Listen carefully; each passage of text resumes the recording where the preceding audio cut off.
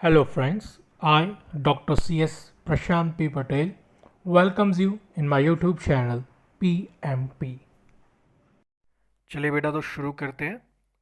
Part 2, theories and model of business communication.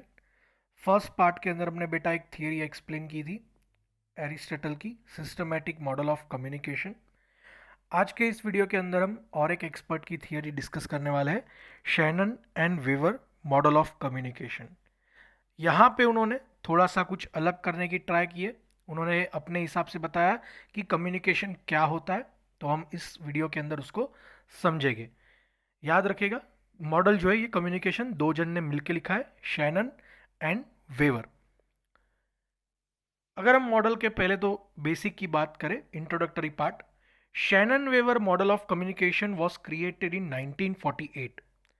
याद रखिएगा year, MCQ exam जिनकी है, 1948 में ये कम्युनिकेशन मॉडल लिखा गया था।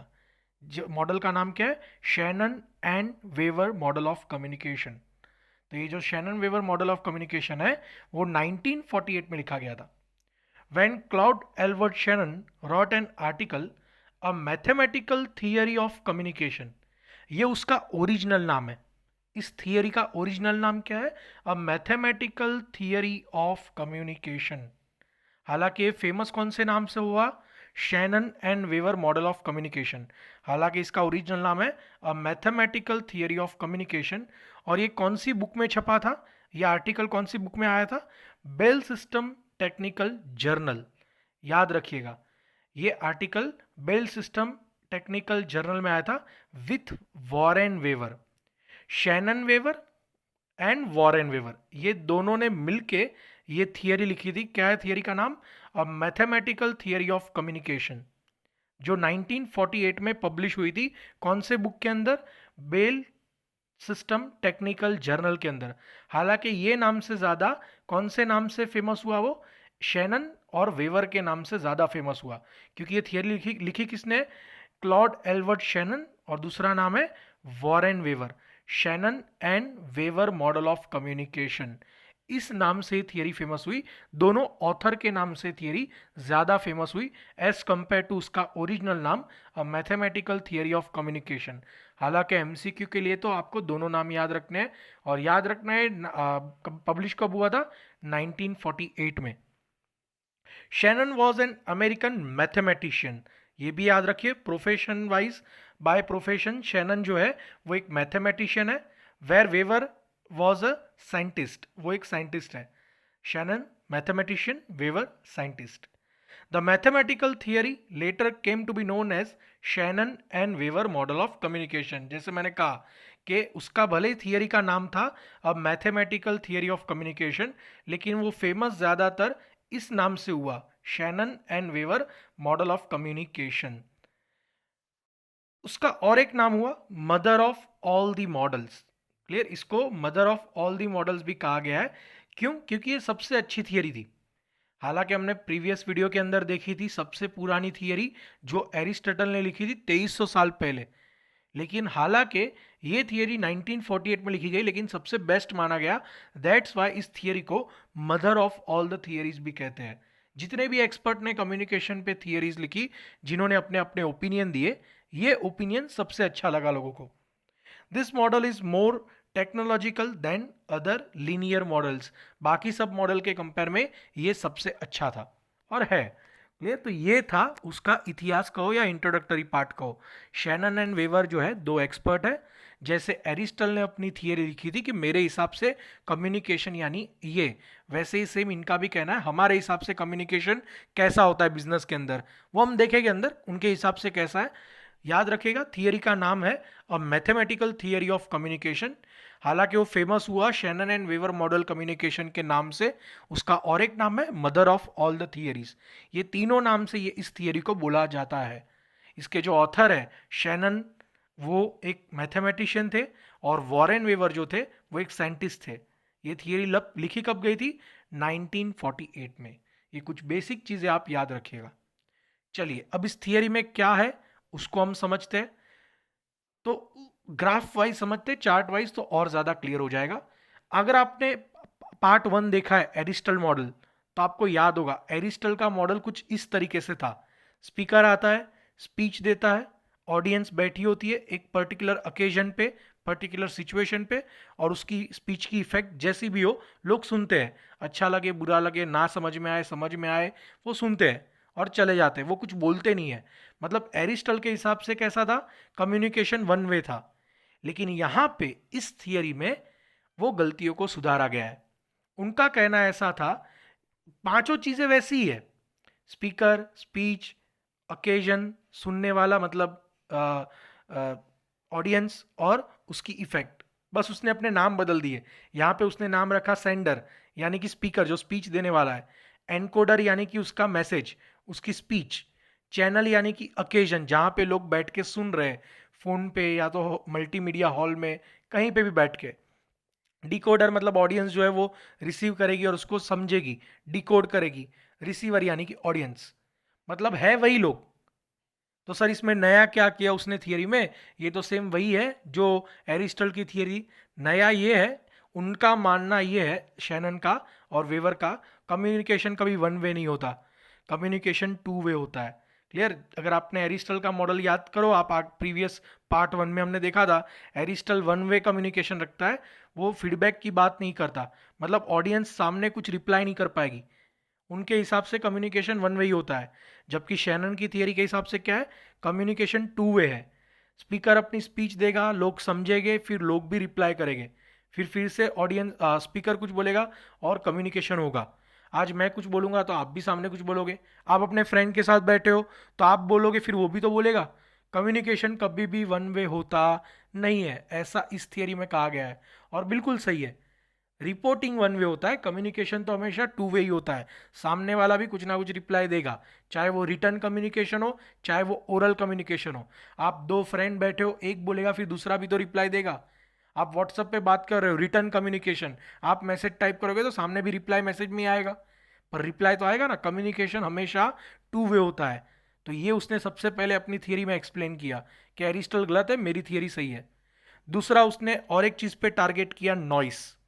उसने कहा कि अगर आप जिस मोड के थ्रू या जिस चैनल के थ्रू स्पीच दे रहे हो, मतलब कि मैसेज पास कर रहे हो, जैसे कि हमने प्रीवियस वीडियो के अंदर दो एग्जाम्पल लिए थे कि स्पीकर आया, एक हॉल में ऑडियंस बैठी है मल्टीमीडिया हॉल में, मतलब कि एम्प्लॉय बैठे हैं, समझो कि एक कंपनी है, मैनेजर आया, स्टेज पे चढ़ा, उसने अपनी स्पीच शुरू की, ऑडियंस सामने बैठी है, मतलब कि एम्प्लॉयज सामने बैठे हैं हॉल के अंदर, मतलब सिचुएशन चैनल क्या हो गया, मल्टीमीडिया हॉल।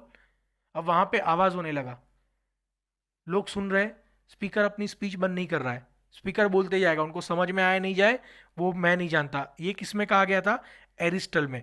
एरिस्टल में नॉइस के बारे में कुछ नहीं कहा गया था, जबकि यहाँ पे उसने कहा है कि कम्युनिकेशन में अगर ब्रेक डाउन आए ना तो कम्युनिकेशन फिर से करना पड़ता है।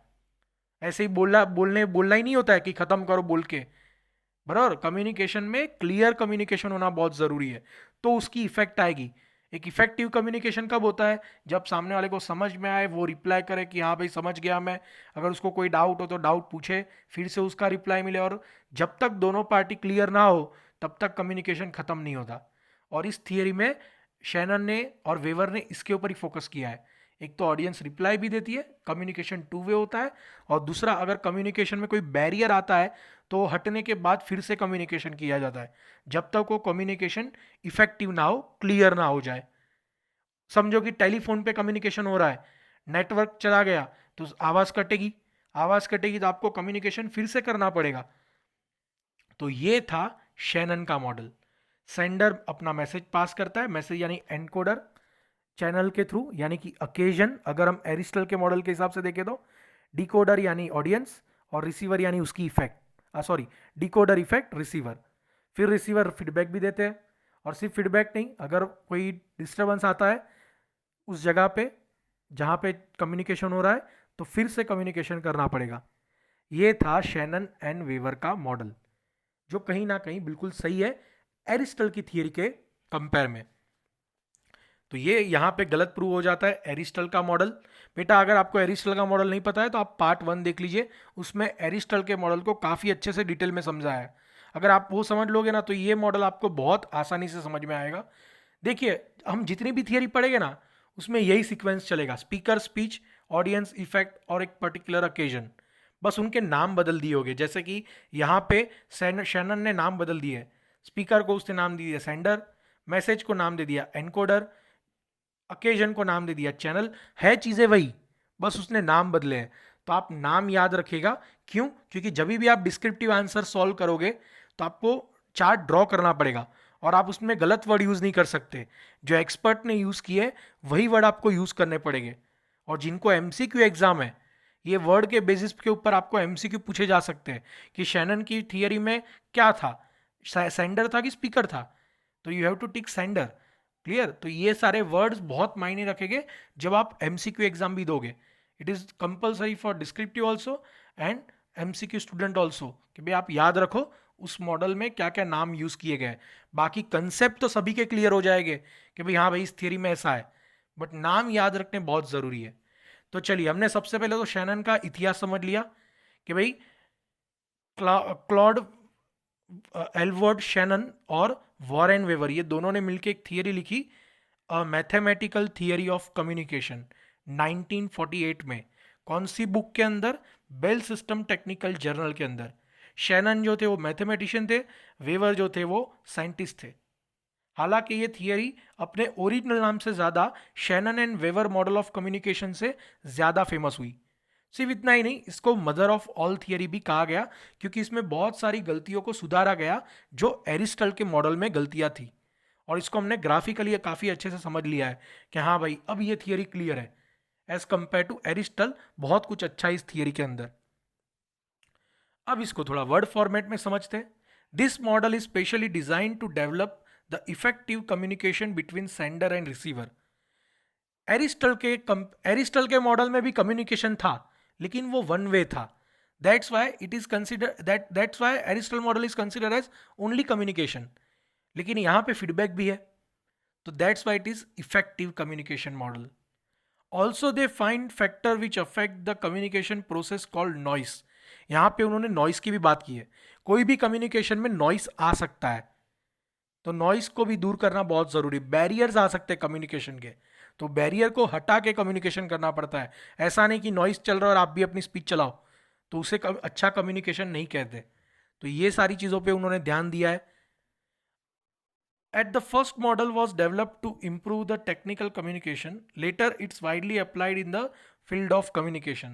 ये थियरी शुरुआत में लोगों को शायद उतनी ज़्यादा रिलायबल नहीं लगी, लेकिन बाद में धीरे धीरे सभी बिजनेस मॉडल ने इसको अडॉप्ट किया और आज की तारीख में सबने एक्सेप्ट कर लिया है कि कम्युनिकेशन टू वे ही होता है। और हम 11th से पढ़ते आ रहे हो आप कॉमर्स स्टूडेंट कि भाई communication is always two way because of this model. Clear? इन्होंने डिक्लेयर किया था कम्युनिकेशन टू वे ही होता है विद देयर थियरी। क्लियर? तो ये मेजॉरिटी जगह पे फिर सबने एक्सेप्ट कर लिया कि ये मॉडल बिल्कुल सही है। की पॉइंट क्या है थियरी के? सिंपल एंड जनरली एप्लीकेबल, बहुत ही सिंपल है और हर जगह कम्युनिकेशन टू वे ही होता है। मोर इफेक्टिव, एरिस्टल के कंपेयर में ये थियरी काफ़ी ज़्यादा इफेक्टिव है क्योंकि यहाँ पे कम्युनिकेशन दोनों तरीके से हो रहा है, टू वे हो रहा है, तो इफेक्टनेस दिख रही है यहाँ पे। The model is based on sender and receiver. अगर आपने एरिस्टल की थियरी पढ़ी होगी तो उस थियरी का हीरो कौन था? सिर्फ स्पीकर। उस थियरी के हिसाब से स्पीकर ही सब कुछ है। ऑडियंस टोटली पैसिव थी, उनको कोई इंपॉर्टेंस नहीं दिया जाता था। लेकिन इस थियरी में दोनों को बोलने का हक है। तो इस थियरी में सेंडर और रिसीवर, ऑडियंस और स्पीकर दोनों ही इंपॉर्टेंट रोल प्ले करते हैं क्योंकि दोनों को समझना है, दोनों को बोलना है, दोनों को एक दूसरे को रिप्लाई भी देना है। Communication is not a one way process. उन्होंने प्रूव कर दिया कम्युनिकेशन हमेशा टू वे ही होता है। Understanding noise will help to solve the various problem in the communication. इन्होंने यहाँ पे नॉइस के बारे में भी बात की है कि अगर नॉइस हो ना तो कम्युनिकेशन नहीं हो पाएगा, फिर से आपको कम्युनिकेशन करना पड़ेगा। और ये हकीकत है, हम कभी भी कोई भी डिस्टर्बेंस आता है हम बोलना रुक जाते हैं, जब वो नॉइस कम हो जाए फिर हम बोलना शुरू करते हैं ताकि सामने वाला समझ सके। तो ऑलवेज कम्युनिकेशन में नॉइस को हटाया जाता है। तो ये सारी गलतियां जो एरिस्टल ने की थी इस थियरी में सुधारी गई है and that's why it is widely accepted. तो देखिए, हमने उसका इंट्रोडक्शन पढ़ लिया, उसको ग्राफिकली समझ लिया, ग्राफ को हमने पॉइंट में भी समझ लिया थियोरिटिकली। अब इसमें कोई लूप होल्स तो थे नहीं, कोई लिमिटेशंस थियरी के, तो बेटा आई होप सो कि ये वीडियो आपको अच्छे से समझ में आया होगा, थियरी अच्छे से एक्सप्लेन की गई होगी। अगर आपको बेटा वीडियो पसंद आया हो तो चैनल को सब्सक्राइब ज़रूर करिएगा, वीडियो को शेयर करिए, लाइक करिए, ताकि हमें भी मोटिवेशन मिले और हम आपके लिए ऐसे एजुकेशनल वीडियोस बनाते रहें। Thank you so much. और अगर आपने एरिस्टल थियरी नहीं देखी है तो सबसे पहले बेटा वो देख लीजिए, ताकि आपको बाकी सब थियरी भी अच्छे से समझ में आएगी। Thank you so much.